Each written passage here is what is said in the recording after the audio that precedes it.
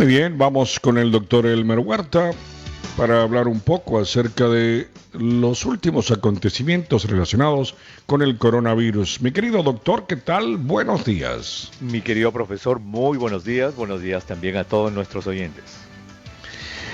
Doctor, ¿por dónde quiere comenzar hoy?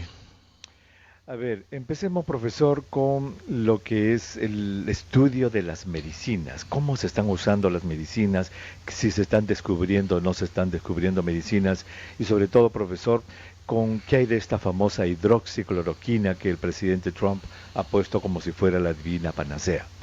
Profesor, las medicinas se están estudiando, hay más de 450 estudios que se están haciendo en todo el mundo tratando de descubrir medicamentos que solos o en combinación puedan curar a los pacientes que están sobre todo graves hospitalizados. Eso por un lado. Por otro lado, han salido ya datos acerca de esta hidroxicloroquina. Lamentablemente no son buenos, profesor. Hay un estudio que se ha hecho en Detroit que ha demostrado que los pacientes que han recibido esta combinación de hidroxicloroquina con la acitromicina, pues no van bien lamentablemente y el estudio no fue positivo. Otro estudio hecho en Brasil demostró de que no usando la hidroxicloroquina, sino su primo hermano, una medicina que se llama cloroquina mezclada con la citromicina, tuvo, profesor, que ser suspendido el estudio porque los pacientes estaban demostrando intoxicación en el corazón. Así es que, por lo menos en pacientes graves, en pacientes que están en unidades de cuidados intensivos, esta combinación de cloroquina o hidroxicloroquina y acitromicina no es la mejor. Ahora, hay un grupo de científicos que están tratando de estudiar más temprano a los pacientes, profesor. Es decir, darle estas medicinas cuando todavía no se han complicado para ver si es que se van a complicar o no. Eso va a exigir gran número de pacientes que a la mitad se les dé las medicinas y a la mitad se les dé un placebo y luego se les puede seguir con el tiempo para ver quiénes se complicaron y quiénes no. Eso es una idea, todavía no se ha hecho porque todos los estudios ahora están centrados en los pacientes hospitalizados graves. Ya, buena información, doctor. Yo estaba leyendo de que solamente se han hecho pruebas a 3 millones de personas aquí en Estados Unidos. Eh, Muy pocas pruebas, ¿verdad, doctor? Claro, es el 1% de la población norteamericana, profesor, somos más de 360 millones, menos del 1%.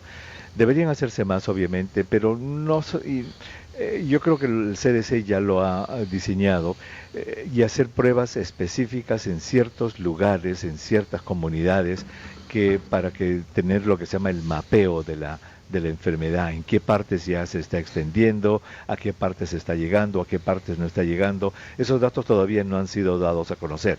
Incluso con números pequeños de pruebas, si se usan racionalmente en ciertas comunidades, en ciertos territorios, podría dar una mejor información. Obviamente la razón de todo esto, profesor, es que hemos empezado tarde. Se están haciendo muchísimas pruebas ahora último, pero esto debió haberse empezado en febrero, profesor. Y recién empezamos esto la segunda semana de marzo. ¿Qué problema con el presidente? Ayer otra vez peleándose con la prensa, doctor. En vez de luchar contra el virus, está luchando contra todo aquel que no esté de acuerdo con él. Exacto. Lo que pasa es que cuando una persona tiene ese tipo de personalidad, valga la redundancia, entonces, profesor, se centra más en matar a los mensajeros. ¿Verdad? Si alguien, y esto se ve en la vida diaria, ¿verdad? Nuestros oyentes obviamente lo saben, lo deben haber experimentado alguna vez en su trabajo o en su familia.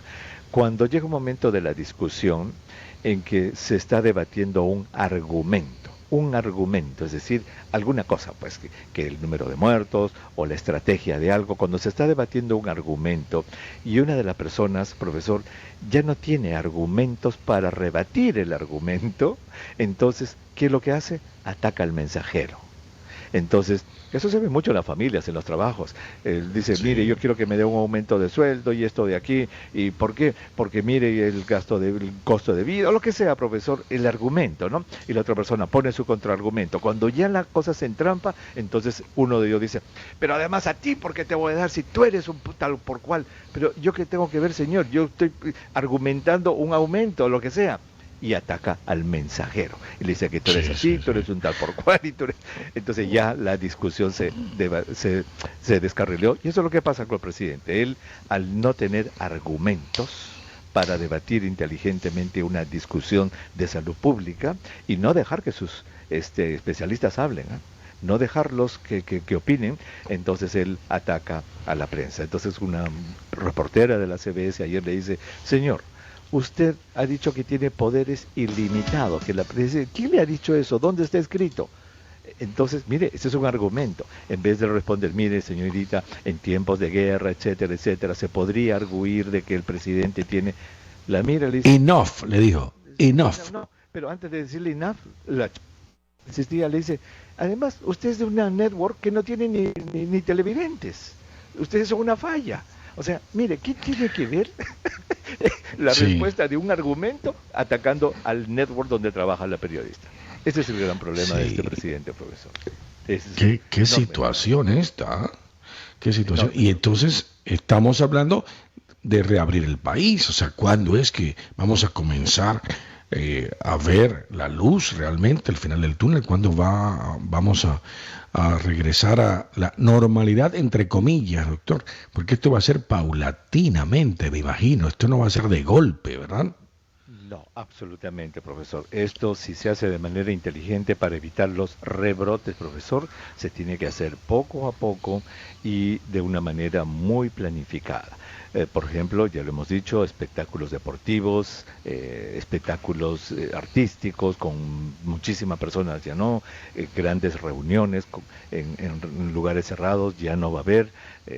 O sea, no, y los restaurantes hay opciones para que abran, y si el aforo de un restaurante son 80 personas, de repente va a abrir con un aforo de 30 personas, con mesas muy espaciadas las unas de las otras. Entonces, esto va a ser muy parcial, profesor, y que el que nos recobremos de esta crisis económica va a realmente tardar. Bien, doctor, gracias. Un abrazo fuerte para usted, ¿ah? Hasta la Virtualmente. una, profesor. Gracias, Sí, profesor. señor. Hasta luego. Ya, y a propósito, hay una